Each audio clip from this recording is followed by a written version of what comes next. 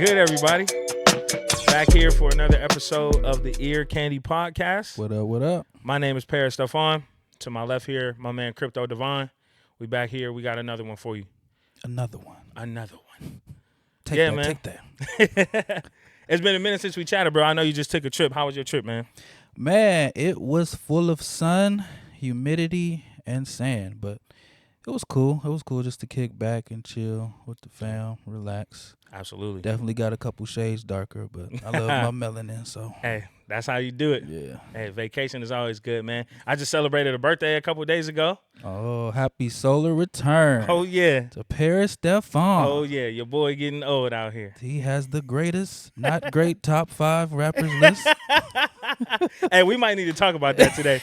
That might be something we discuss today. Your birthday shout out. My nigga Will Smith, my nigga Tiger. Yeah, hey, I gotta see the rest of that list. That list is nasty. Nasty work indeed.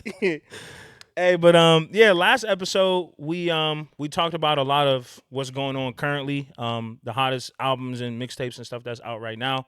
But for this episode, I wanted to kind of take it back a little bit. We're gonna take a trip down memory lane and talk about like the blog era of music. You know, the important mixtapes and albums from that time. The internet classifies the blog era as like a time period between like 2007 and like 2014.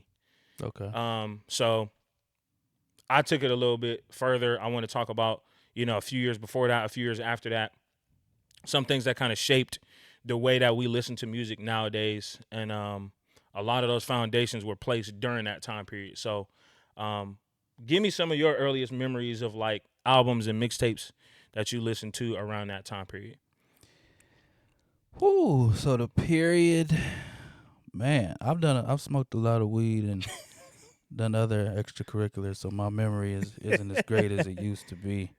So they said 2000 what to what? 2007 to 2014 is the official like timeline. 2007 to 2014. So that was like Wayne mixtapes was in that Yeah, era? absolutely. That's what comes to mind, like being in my in the locker room.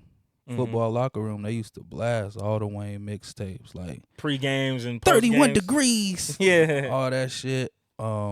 Wayne was heavy. That was around the first time I heard Drake as well. Yep.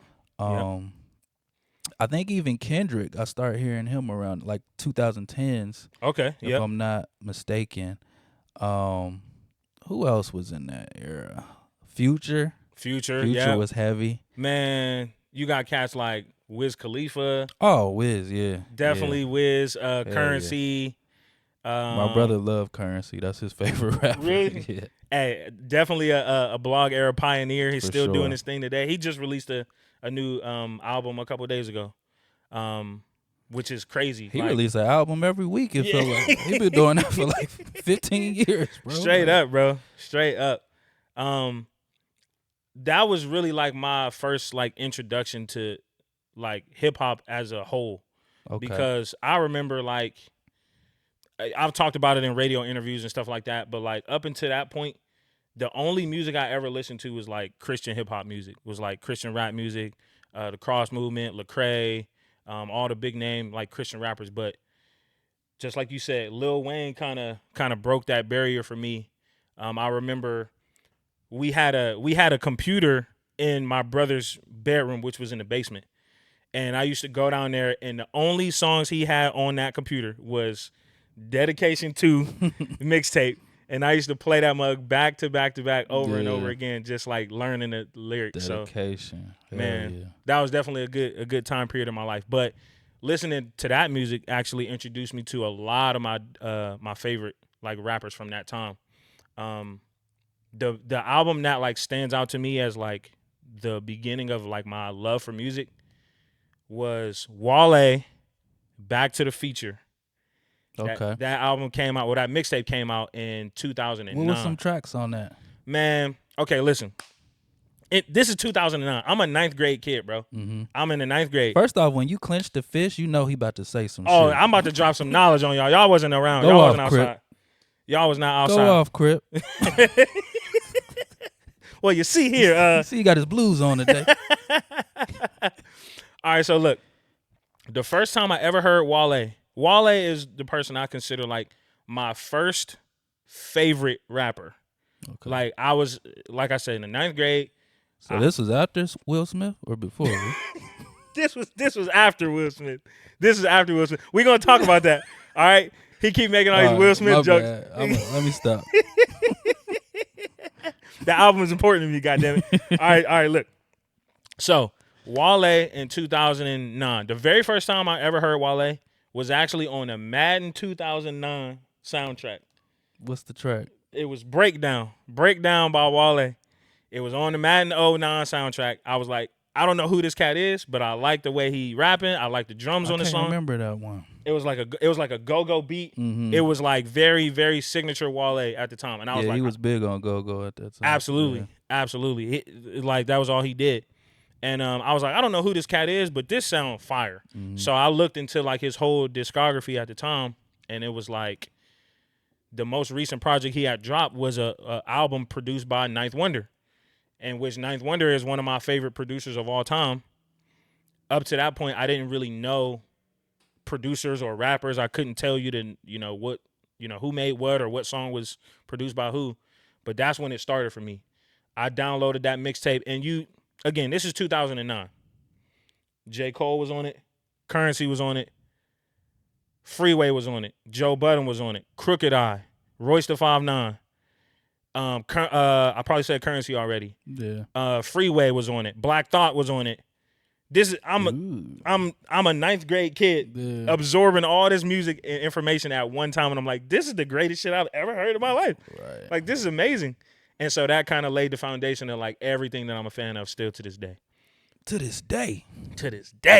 For real. That's hard. Wale is one of my GOATs, and that definitely was the beginning of my fandom for him. So who would you say are some of the biggest and most successful artists from that time period who kind of blew up during that time and are still doing their thing now? I mean, you brought up Cole, like his whole Dollar in the Dream, the warm up. Mm-hmm. Don't get me started on Cole. Yeah, bro. You know, I just found out. I try today, not to be a stan, but when it come to Cole, like, hey, that's the guy. He right one of the there. GOATs. Yeah. But I just found out today. So the warm up by J. Cole came out June 15th of 2009. Back to the Feature by Wale came out 4 days later. Wow. 4 days after that, That's Wale crazy. dropped his mixtape. And again, like they both blew up from there. But yeah, J. Cole definitely one of the GOATs. Who else? Who else would you say?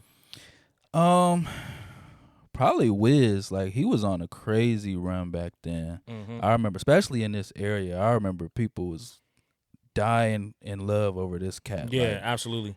going crazy over his stuff. Let me see. Wayne. I mean, I already talked about Wayne, but yeah, Wayne. Like Wayne was going crazy. Like you can't tell me Wayne ain't have the greatest, if not one of the greatest mixtape runs of all time. Like during that era.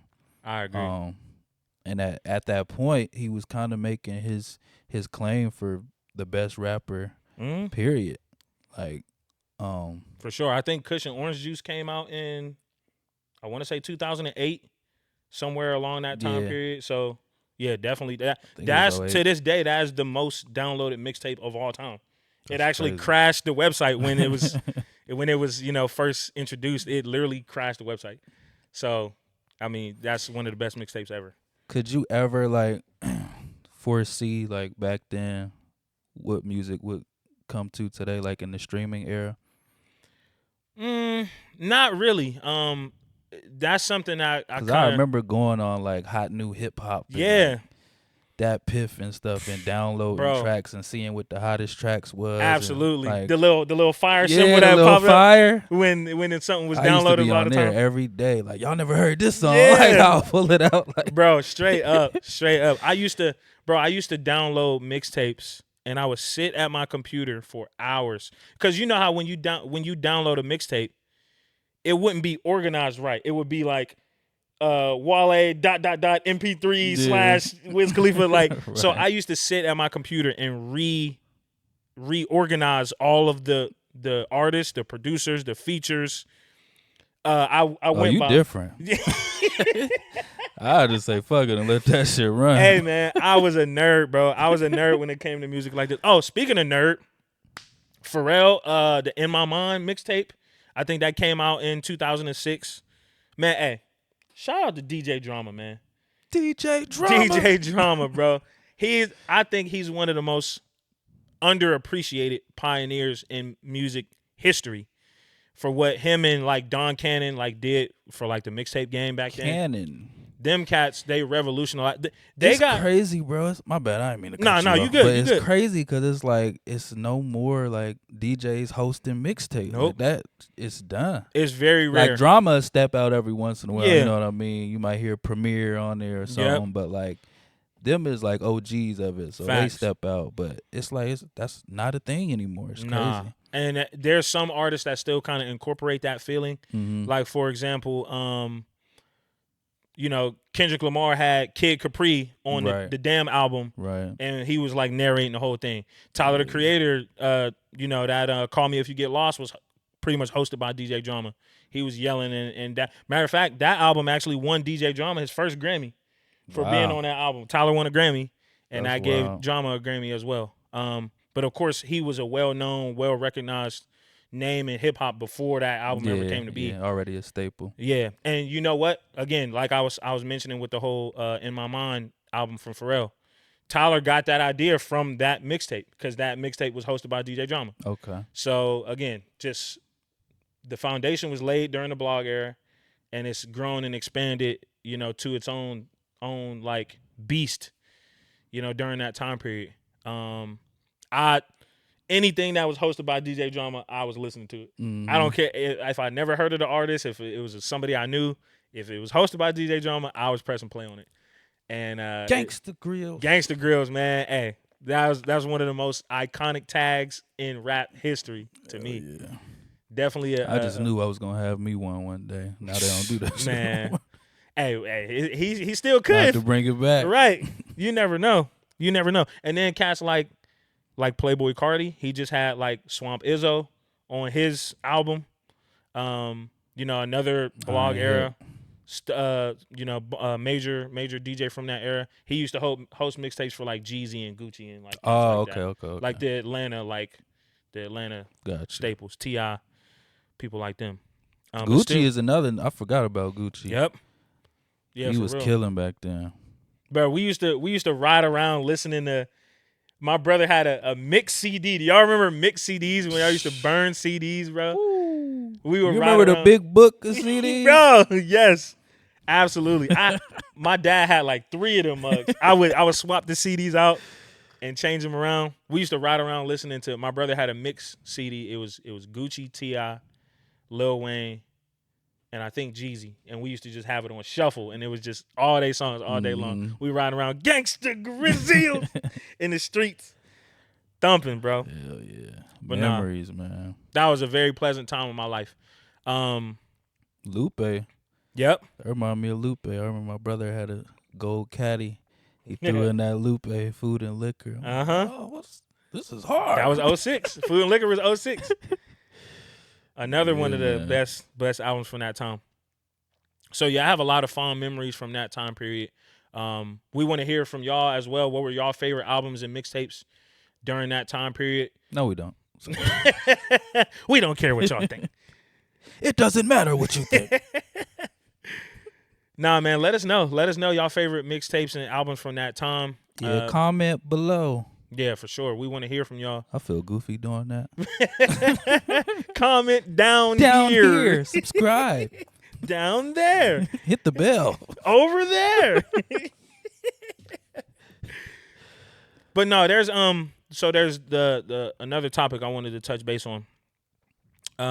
Something that somebody brought up with all of the hype surrounding this Clips album is that their music sounds like Virginia.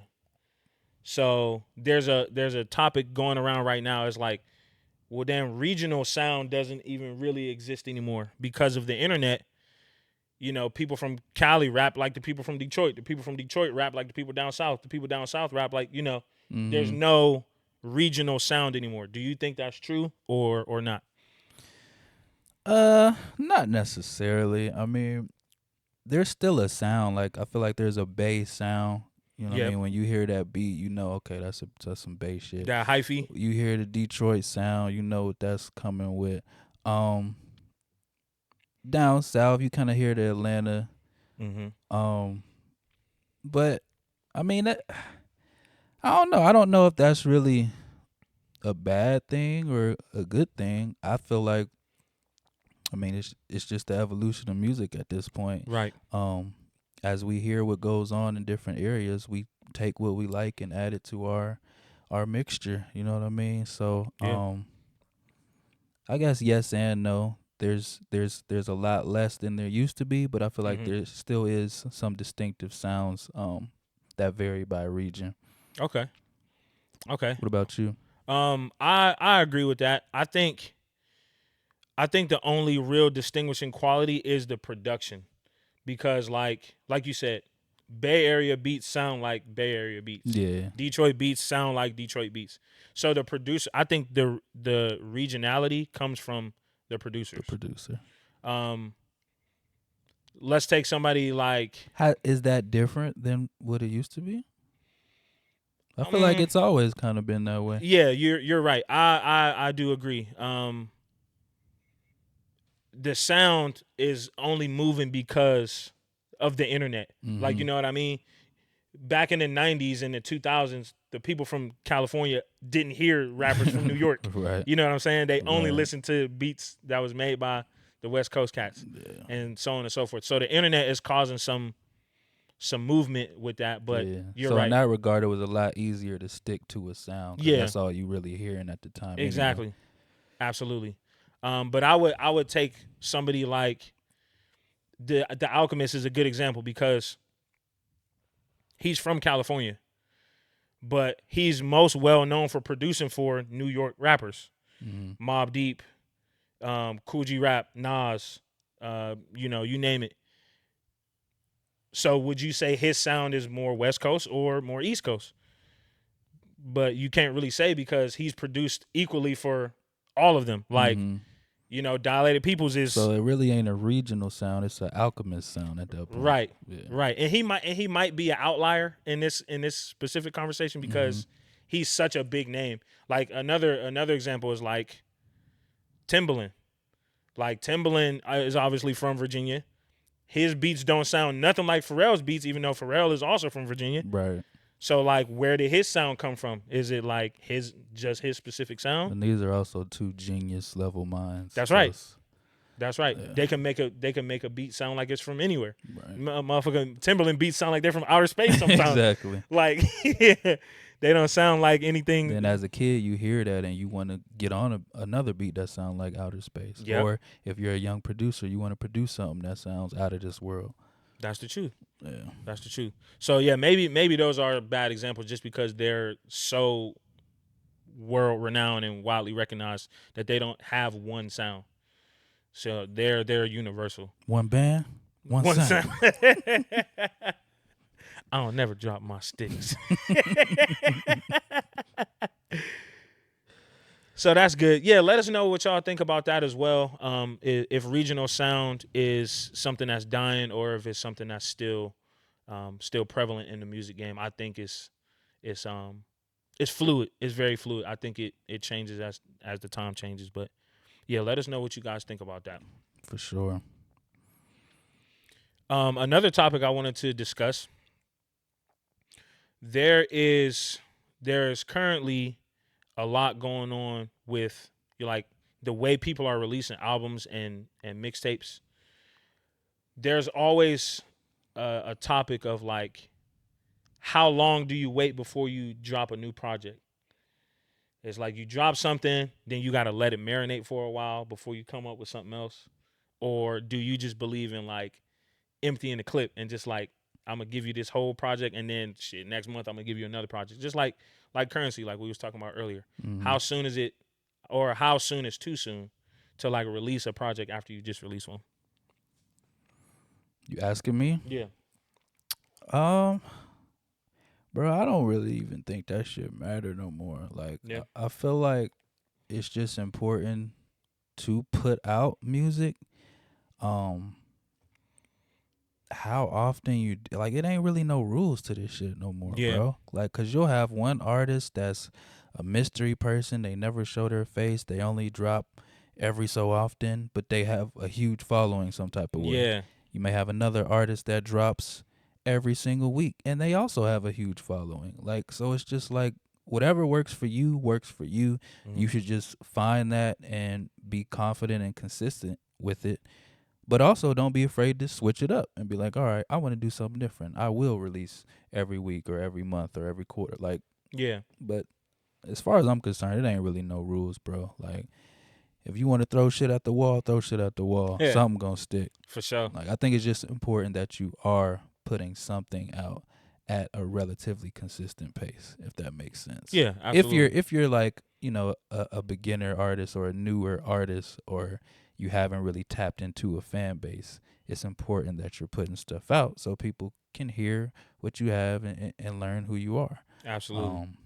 And in today's day and age, content is really The king. more important than Yeah. the music. Yeah, So you got to absolutely. know how to navigate social media, how to post little videos and little stories. Stuff I hate, but I'm Yeah. trying to get better at. Yeah.